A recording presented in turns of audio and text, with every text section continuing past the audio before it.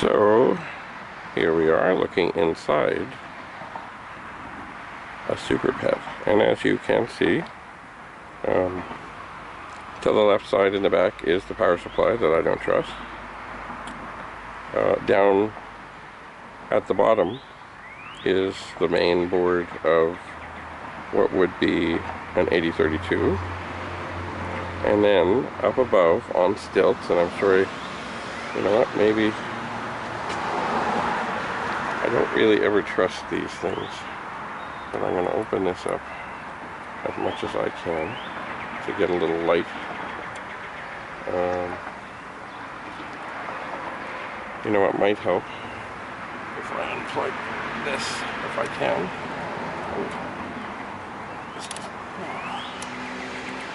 Okay, that doesn't want to come off. That's the keyboard connector, and usually, well, it doesn't want to come off. Anyway, that should give you a little better light. So basically what we have here is the original board on the bottom, the Magic SuperPET board on the top here, that allows this machine to run other languages. If you notice off to the side right here is an RS-232 port. That was so that professors and others, and I suppose students as well, could work on this and then port what they had done over to the mainframe. Those used to be the great big machines that filled many, many rooms and had massive tapes and like special clean rooms and funny floors and all kinds of stuff. Excuse me. Which of course now are defunct. So anyway, on the top, let me just set this down here. On the top board is a 6809 chip, and actually there's also a 6502 chip, because the only real connection between the two boards is way in the back. There's a gray cable, I think you can maybe see, and it goes into the 6502 socket, and the 6502 moves upstairs to the upper board. So really, if anything between the two isn't working, it's got to be something with that cable. The one thing I really don't like about this cable, I suppose it was only meant to be put in once, and that is that the pins on it are very delicate, and it is very easy, if you are not very, very careful, to mess up the pins. I'm just going to tilt down just a little bit. There we go. So when dealing with the taking apart or putting together the SuperPET, I've often suggested that you find another 40-pin socket that has good strong pins, and where you can see it all and work with it all, you make sure that the delicate pins get into that socket, and then you put that socket into the board, into the socket on the board. Because boy, it is really easy, even if you're very, very careful, to get a pin on this gray ribbon cable bent, and you can't even see it, and then things don't work, and then you don't know what's going on. I think you can see just over here there are some wires. They're yellow, red, and black, and there are switches on the side of this machine to do with read, write, program, also 6502, 6809, and program. So these are really what lets you decide whether you're going to be a SuperPET on the 6809 side, or just a regular 8032 on the 6502 side. From what I understand, up on top, on the top board is, on the bottom board there would be 32 kilobytes of RAM, and on the upper board there's another 64. And I think, possibly, for those that are very experienced and very wise and all, that there is a way possibly to access that extra memory, although, you know, most programs that were written sort of at the time of these machines, I think they would have taken advantage of this extra RAM if they were aware that they were running in a SuperPET, possibly. I guess for a word processor it would just make you able to make larger documents.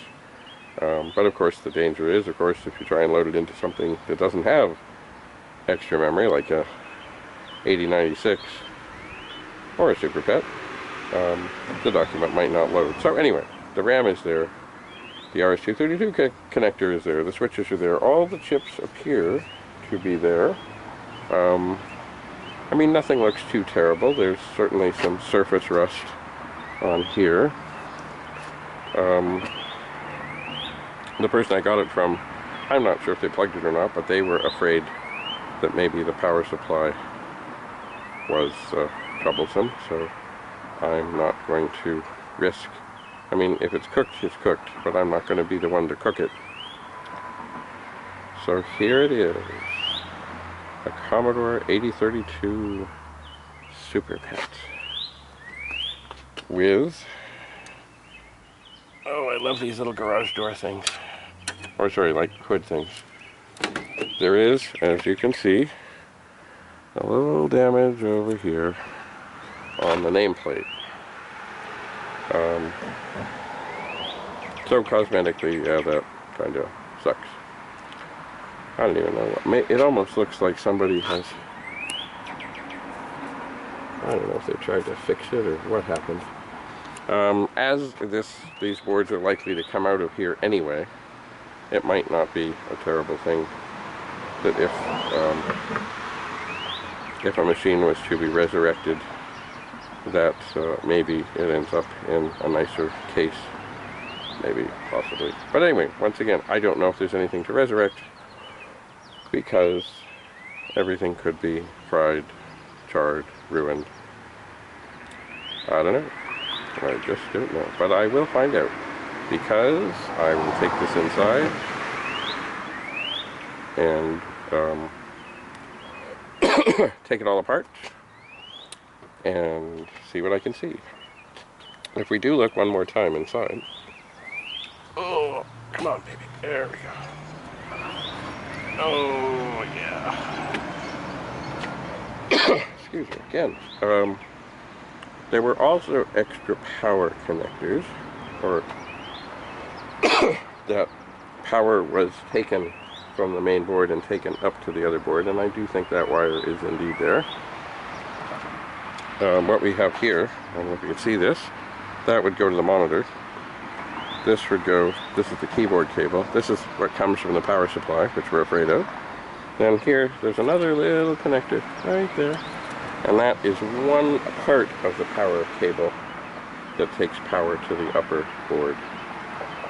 And way in the back, I don't think you can see it very well because it's dark. But way in the back, way in the back, you can see this is the ribbon cable I spoke of. This end is usually pretty okay because it just goes onto the pins. It's down below that it's trouble, and it's hard to get it in and out without seeing it very well. But next to that, look, a screwdriver. That would be where power comes up to the board. And right next here, there's the 6809, the 6502, bunch of other chips, RAM chips, you know. Some people don't realize, of course, that the languages are not in the machine. They must be loaded. So if you have the original discs, great. If you have a disk drive like that, great. If you do not, then they do make now these grand and glorious sort of fake disk drives that use SD cards, from what I understand, and you can download things and make them work. And apparently it's, I imagine it's faster, but it works just fine, because I have found homes for a couple of SuperPETs, maybe 3. And from what I understand, everybody then got the SD card adapter, and then online, found all the files downloaded, and everything was just dandy. At least that is my understanding. I have not done it, but that is what I understand to be the situation. So, stay tuned as I dig into and try and see if this, if some of this works, if all of this works, if none of this works. As always, we make it up as we go along. It should be an interesting journey. But I'm glad to have the opportunity to perhaps rescue, or help somebody else rescue, one of these Commodore relics, which were way ahead of their time, and the thought of having, I think it was a total of 6 languages, unless, I think there was also, I know there was another thing called OS9, and that was a T-Plug project, which I always heard about, never saw, never really appreciated, but it really was quite remarkable what they pulled off, as is what the University of Waterloo pulled off with this machine. So, for the moment, it is time to close this chapter on the possible restoration of this SP9000 SuperPET made by Commodore Business Machines. This one made in the USA, but of course originally designed at the University of Waterloo in Waterloo, Ontario. A fine, fine university where co-op is part of, from what I understand, every program, so that when you go off to university, you learn with your mind, but you also get valuable work experience. So it might take you a little longer, but it does make you, I feel, more marketable when you come out the other side. So, onwards with Project SuperPET. Thank you for coming. I remain at your service. Stay tuned. David Bradley, signing off. Bye for now.